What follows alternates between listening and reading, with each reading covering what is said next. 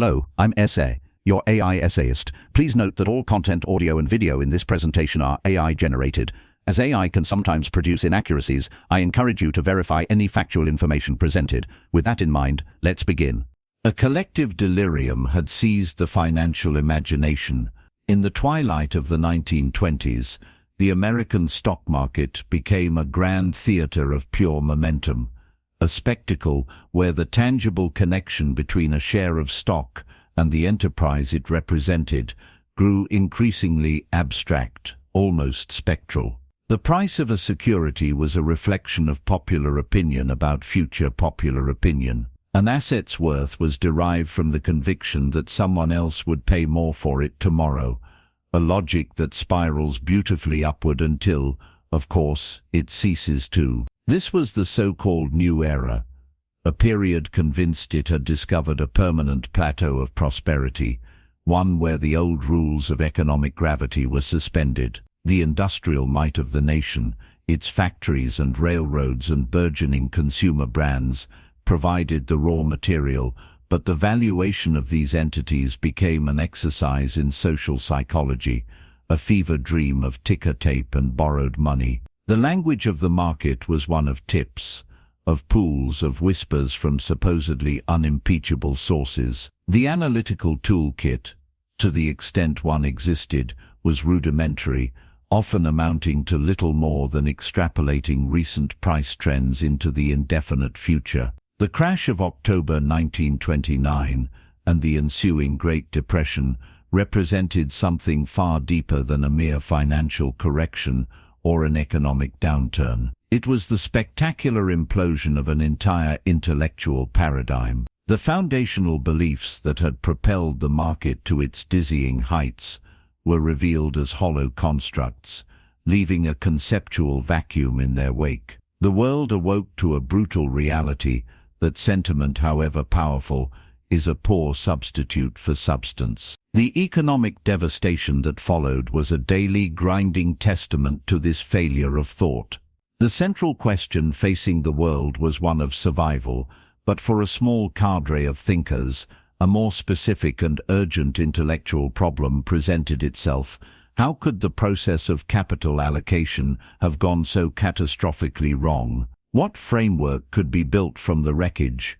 A framework founded on reason, evidence, and verifiable fact. Within the Gothic architecture and quiet quadrangles of Columbia University, this question found a particularly fertile ground. The university's business school was, like many institutions of its day, caught in the intellectual cross-currents. Its curriculum had taught the prevailing methods, the very ones that had proven so inadequate. Now, in the shadow of the breadlines that stretched through the streets of New York City, it became an unwilling laboratory for financial pathology. Here, amidst the scholars of law, history, and the sciences, the field of finance was forced into a moment of profound and painful introspection. It was in this precise environment, an academic setting uniquely positioned to observe the human and economic consequences of the crisis, that a young instructor began to formulate the rudiments of a revolution.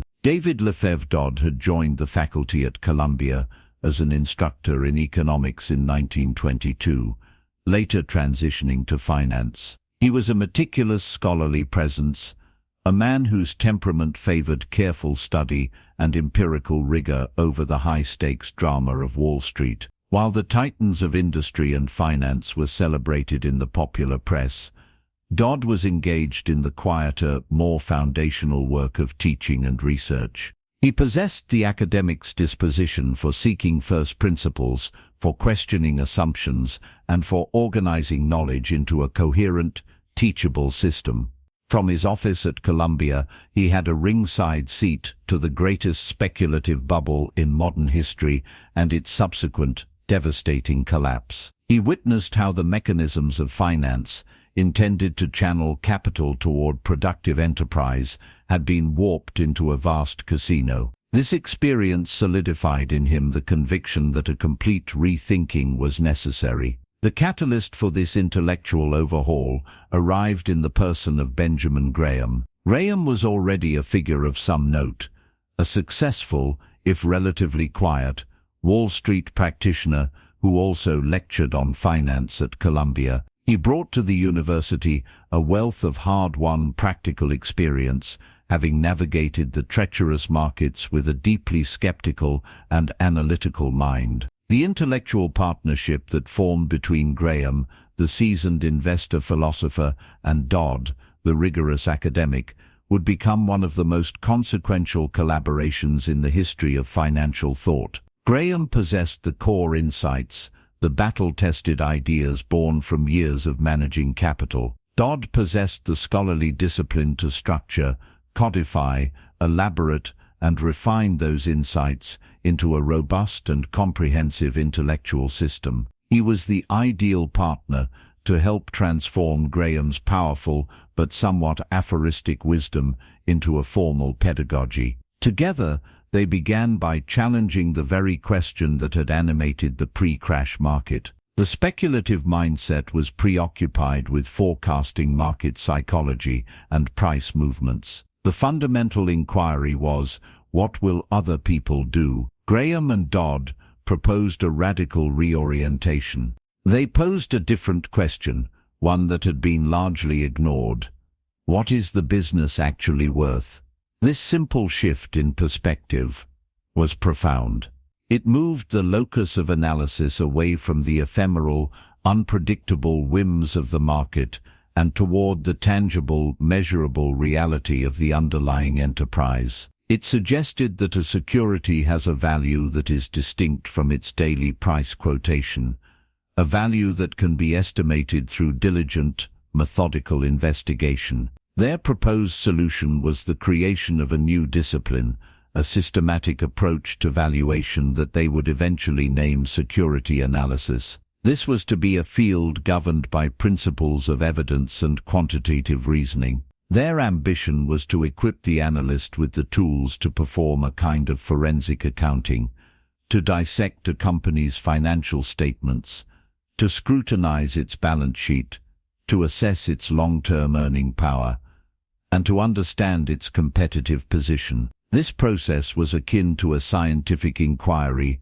or an engineering assessment. It demanded facts, figures, and a logical framework for their interpretation. The goal was to arrive at a conservative estimate of a company's intrinsic value, a concept they would work to define with unprecedented clarity. This analytical process stood in stark opposition to the era's reliance on rumor, charting, and baseless optimism. They were advocating for a return to the fundamentals of business, viewing a share of stock as a fractional ownership of a real enterprise, whose fortunes could be appraised through disciplined study. The task they set for themselves was therefore monumental. They were seeking to construct an entire intellectual edifice in a field whose prior foundations had crumbled into dust. Their work was a direct response to the chaos they saw around them, an attempt to impose order, reason, and a code of professional conduct on the wild craft of investing. It was a project born of crisis, forged in the academic halls of Columbia, and aimed at providing a durable logic for the allocation of capital. They were building a rational counter-narrative to the speculative mania, a methodology that would empower an individual to make sound financial decisions based on their own analysis, independent of the crowd's volatile moods. This intellectual quest would culminate in a single, seminal volume that would give this new discipline its name, its principles, and its enduring legacy. The result of this ambitious undertaking appeared in 1934, a dense, formidable volume of over 700 pages titled, simply, Security Analysis. This text was the concrete embodiment of their intellectual counter-revolution. It arrived in a world desperate for financial guidance, yet it offered something far more profound than simple advice. It provided a complete system of thought,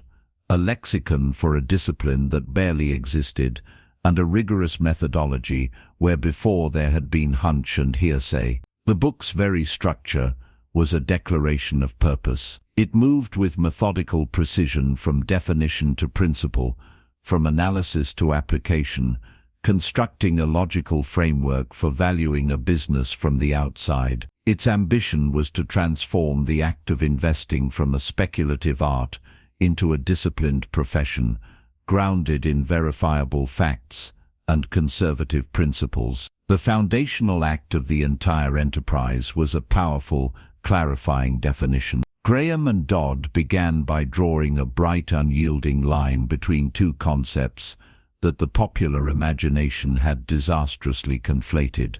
In the book's opening chapter, they presented a sentence that would become the creed of a new school of thought. An investment operation is one which, upon thorough analysis, promises safety of principal and an adequate return. Operations failing to meet these requirements are speculative. This statement, delivered with the force of a geometric axiom, was revolutionary. It established a standard of intellectual and professional responsibility. The key phrase, upon thorough analysis, demanded work. It demanded a deep empirical investigation into the underlying facts of a business. The promise of safety of principal established a primary objective of capital preservation, a stark contrast to the get-rich-quick mentality of the preceding decade. Finally, the goal of an adequate return introduced a sense of realism and proportion, a humble acknowledgement that wealth is built through patient compounding, away from the frantic pursuit of extraordinary profits. By creating this definition, Graham and Dodd performed an act of intellectual hygiene, cleansing the language of finance and in doing so demanding a higher standard of conduct from its practitioners. With the objective clarified, the work then turned to its central analytical challenge: how to conduct the thorough analysis that separated the investor from the speculator. The prevailing view treated stock prices as ethereal things, driven by crowd psychology, charts, and whispers of future trends. Graham and Dodd proposed a radical reorientation. They argued that a share of stock represents a fractional ownership in a tangible operating business.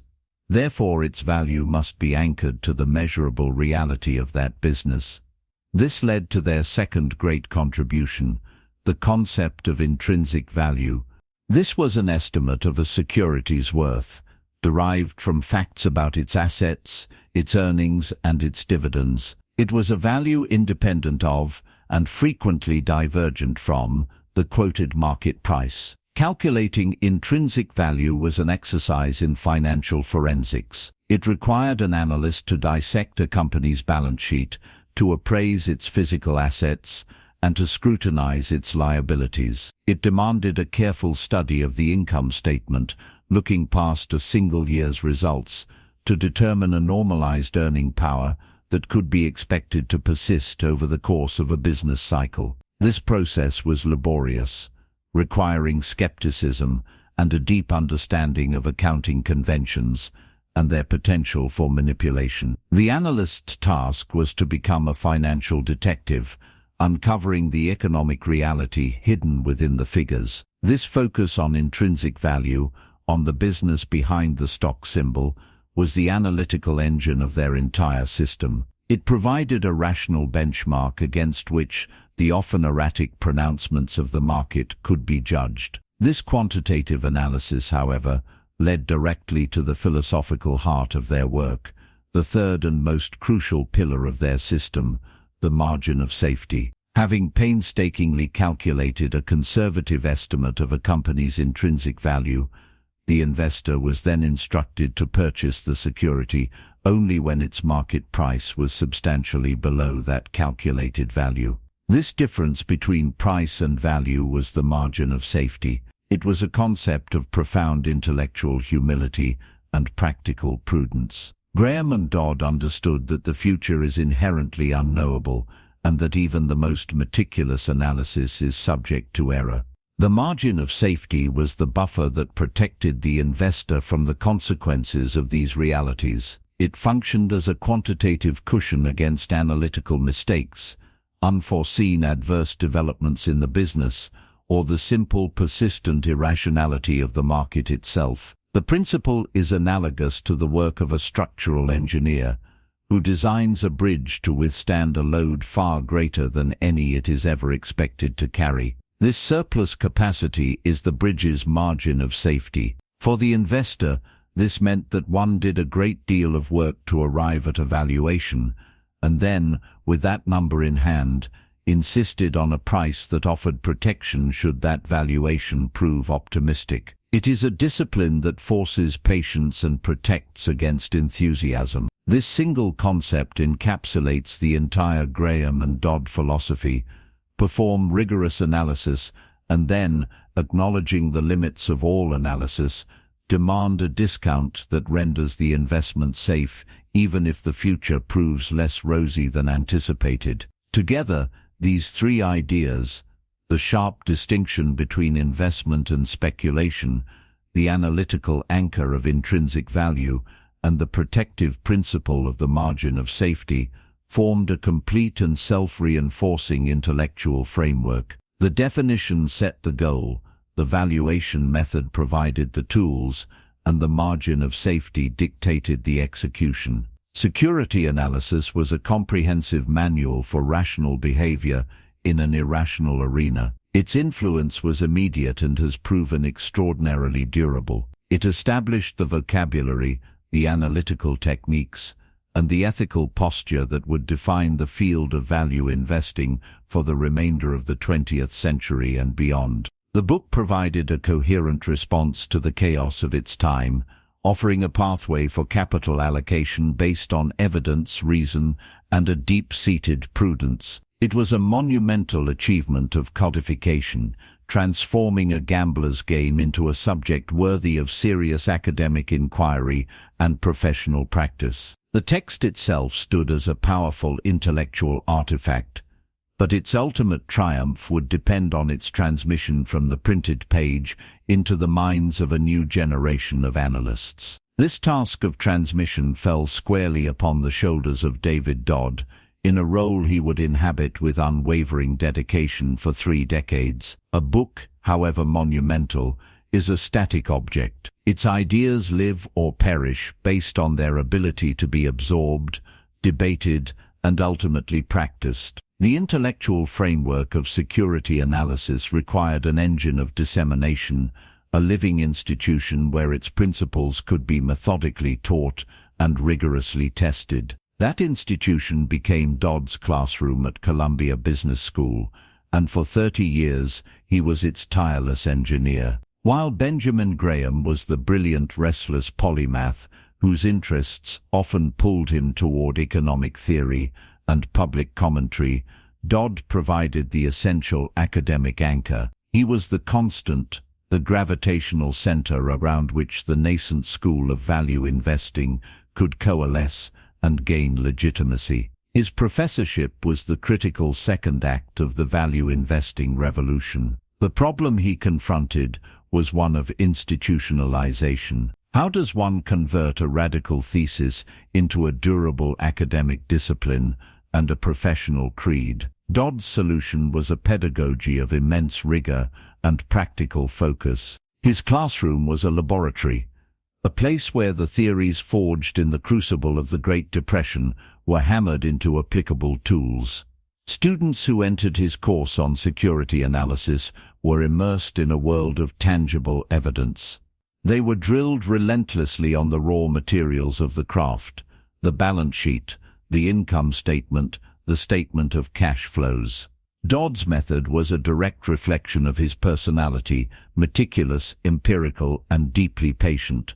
He guided his students through the painstaking process of deconstructing a company's financial reports, teaching them to see beyond the superficial narratives of the market and to find the bedrock of asset value and earning power.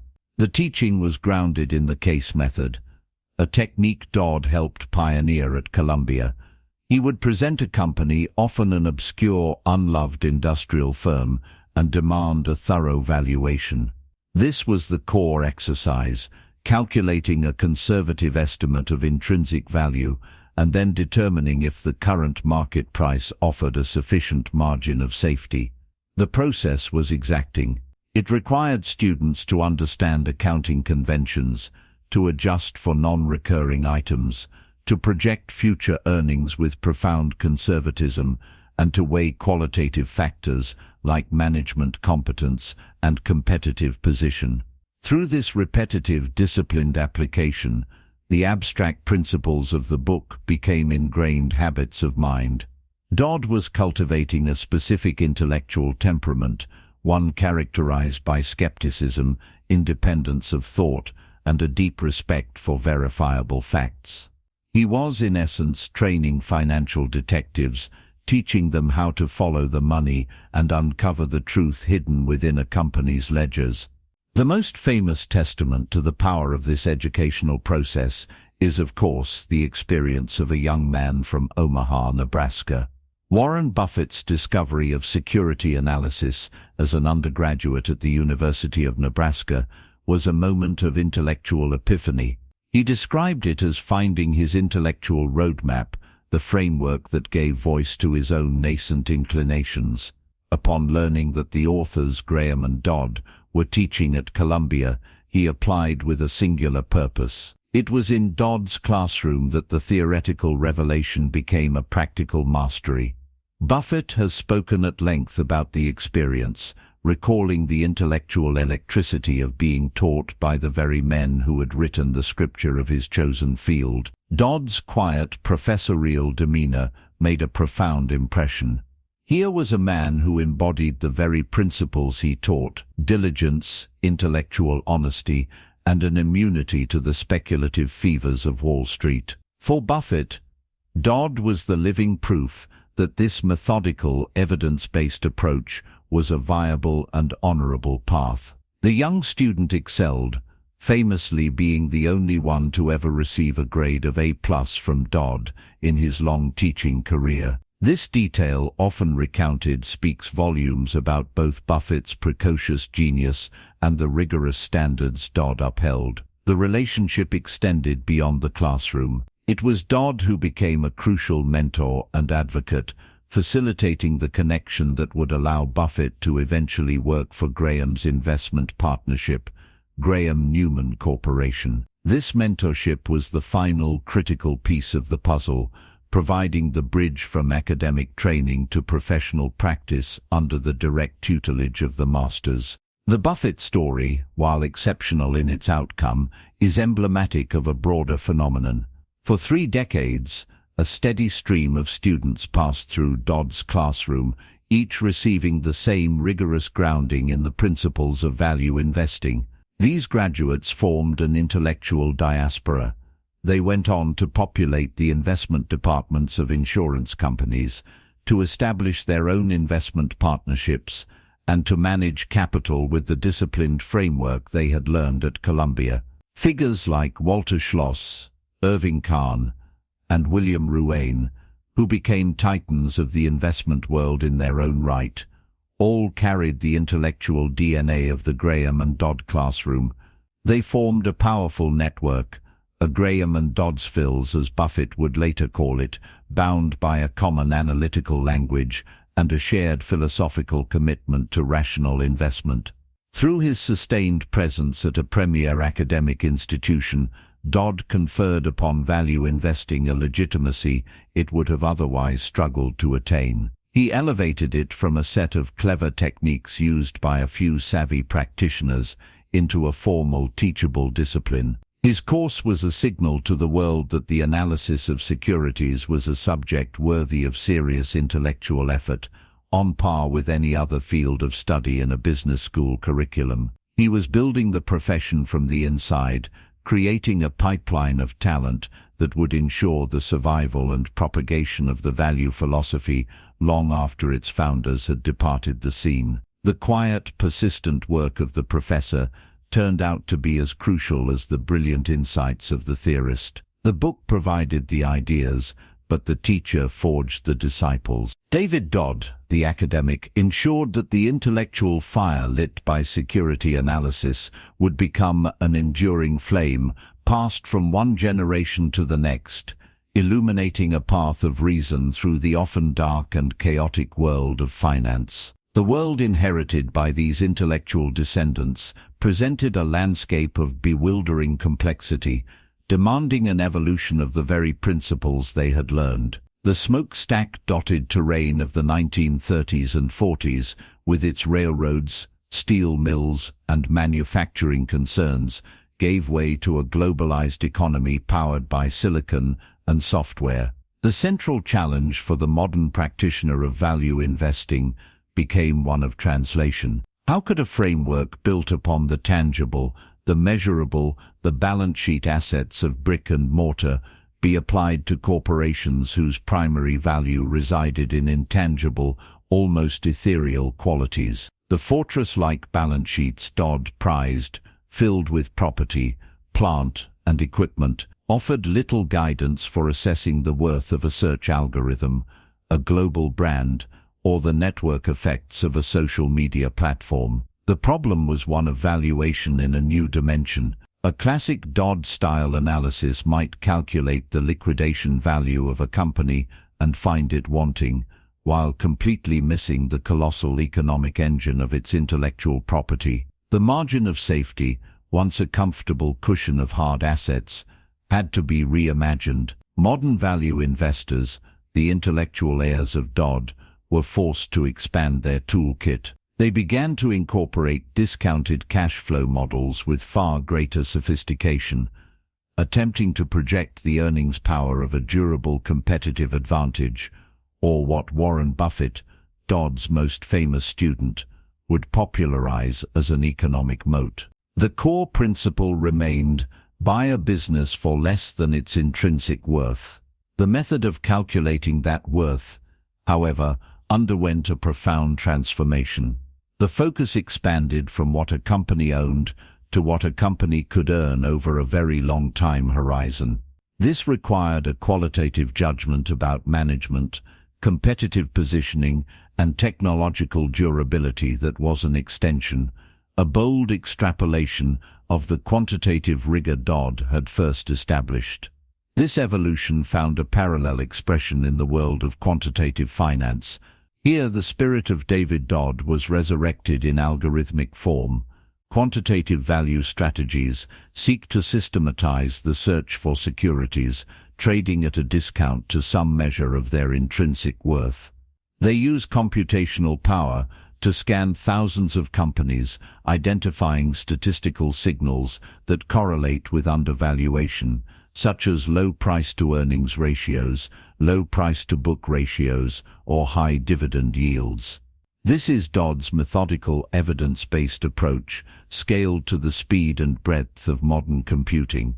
It represents the ultimate distillation of his process, stripping away the qualitative nuance to focus on the cold, hard data.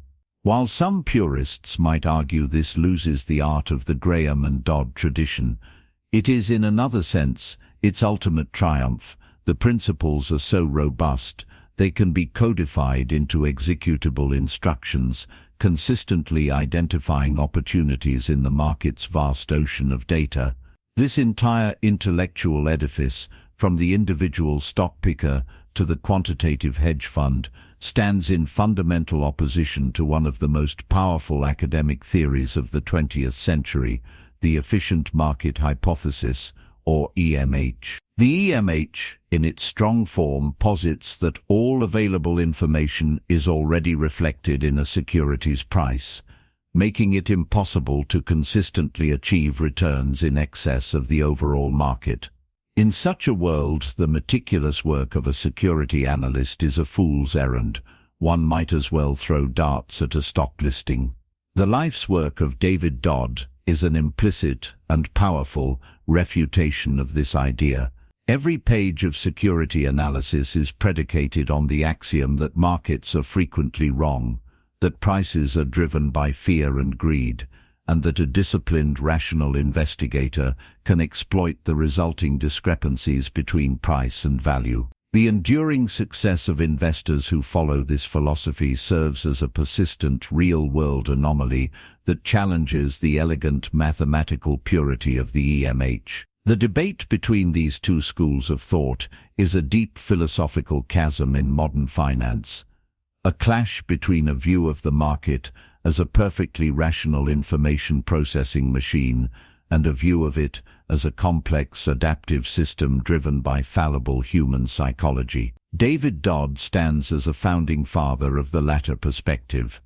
His ultimate contribution, therefore, transcends the formulas for valuing bonds or the criteria for selecting common stocks. David Dodd's legacy is the successful imposition of a paradigm of rational, evidence-based inquiry upon the inherently chaotic and emotional domain of financial markets. He was a central figure in a movement that sought to replace speculation with investment, anecdote with analysis, and panic with patience. He took the wild, untamed frontier of Wall Street and helped draw the first reliable maps, establishing the tools and the language for a new profession. Through his collaboration on security analysis, he provided the foundational text, the intellectual cornerstone that gave the practice its coherence and authority. Through his decades in the lecture halls of Columbia University, he cultivated the human capital, building a lineage of practitioners who carried his disciplined mindset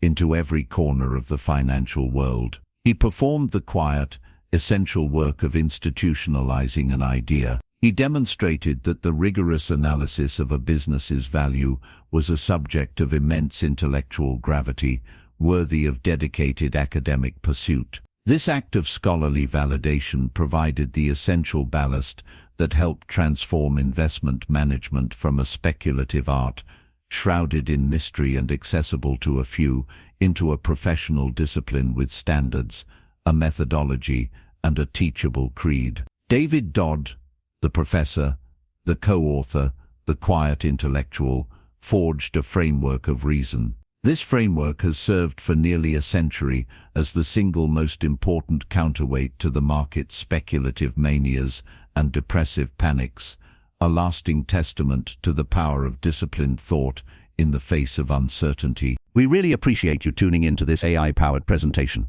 Our goal is to push the boundaries of AI in content creation, and your input is invaluable. If there's a particular subject you'd like to see us tackle next, or if you have suggestions on how we could fine-tune our AI's creative prompts, please don't hesitate to leave your ideas in the comments section. We're excited to bring you more unique content very soon.